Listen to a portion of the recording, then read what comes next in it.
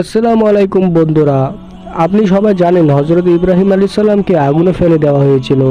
আপনি তো এই বিষয় জানেন, কিন্তু যদি না জেনে থাকেন তাহলে অবশ্যই কমেন্টে বলতে পারেন। কিন্তু আপনি তো জানেন সাইয়েদনা ইব্রাহিম যখন আগুনেতে ফেলে দেওয়া হয়েছিল, সেই সময় এই টিকটিকিগুলো আগুনকে আরো উস্কে দেওয়ার চেষ্টা করেছিল। এই টিকটিকিগুলো চাইছিল যে হযরত ইব্রাহিম আলাইহিস সালাম যদি আরো বেশি করে আগুনে পুড়ে যায়। এরা চাইছিল যে আগুনটা যদি বেড়ে যাক, আর কিন্তু সেখানে পৃথিবীর অন্য পশুগুলো চাইছিল সেই আগুনটা যদি নেভে যাক। আর তাদের মধ্যে কথা না বলা একটা জীব ছিল, যে কিনা এই জীবটাকে আমরা ব্যাঙ নামে চিনি। যখন ব্যাঙ জানতে পারলো হযরত ইব্রাহিম আলাইহিস সালামকে আগুনে ফেলানো হয়েছে, যদিও ব্যাঙের ক্ষমতা নাই যে সে আগুনকে নিভাতে পারবে, কিন্তু তাও চেষ্টা করেছে। ব্যাঙ এই কথা শুনে লাফিয়ে লাফিয়ে নদীর কাছে এসে পড়লো। নদীর কাছে এসে ব্যাঙটা মুখে পানি ভরানো শুরু করলো, যতটুক সে ভরাতে পারে। যতটা পানি আটকার ক্ষমতা ছিল ততটাই ভরে নিল পানি। তখন সে নদী ডেকে বলে, কি ব্যাপার, প্রতিদিন তো তুমি পানি পান করতে আসো, আজকে পানি কোথায় নিয়ে যাচ্ছ?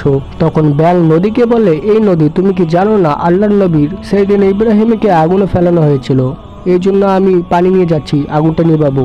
যদিও জানে সে ব্যাঙটা আগুনটা নিভাতে পারবে না, কিন্তু ব্যাঙটা অনেক চেষ্টা করতে লাগলো।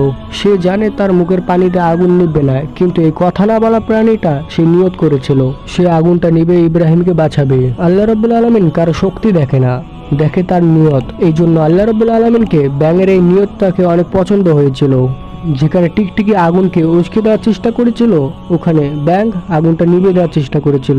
এই জন্য রাসূল সাল্লাল্লাহু আলাইহি সাল্লাম বলেছেন, তোমরা টিকটিকিকে হত্যা করো। আর রাসূল সাল্লাল্লাহু আলাইহি সাল্লাম বলেছেন, তোমরা ব্যাঙকে বাঁচাও।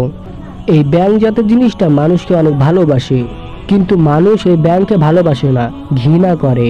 কোনো সময় এই বিষয় না জানার কারণে মানুষ ব্যাঙকে মেরে ফেলে। এই জন্য এই ব্যাঙ মানুষকে বড্ড ভালোবাসে। আপনি দেখবেন বর্ষাকালে সাপ বিচ্ছু পোকামাকড় আপনার বাড়িতে এসে পড়ে। এই জন্য ব্যাঙ জানে বর্ষাকালে অনেক সাপ বিচ্ছু মানুষের বাড়িতে ঢুকে। এই জন্য সেই ব্যাঙটা মানুষের বাড়িতে ঢুকে যায়, ঢুকে ঘুরে ঘুরে তাকায় মানুষের বাড়িতে সাপ এসে পড়েছে নাকি। যদি সাপ এসে পড়ে তাহলে সেই ব্যাঙটা ওই সাপটাকে দেখা দেয়। তারপর সেই সাপটা ব্যাঙকে দেখে মানুষের বাড়ি না ঢুকে সেই সাপটা চলে যায় ব্যাঙকে খেতে। এই জন্য রাসূল পাক সাল্লাল্লাহু আলাইহি সাল্লাম বলেন, তোমরা টিকটিকিকে যেখানে দেখবেন সেখানে মারো, আর ব্যাঙকে যদি বিপদে পড়ে দেখো তাহলে তাদের সাহায্য করো। তো বন্ধুরা, ভিডিওটা কেমন লাগলো অবশ্যই কমেন্টে জানাতে পারেন। আমরা আবার মিলব পরবর্তী ভিডিওতে। তখনকার জন্য সবাইকে আসসালামু আলাইকুম।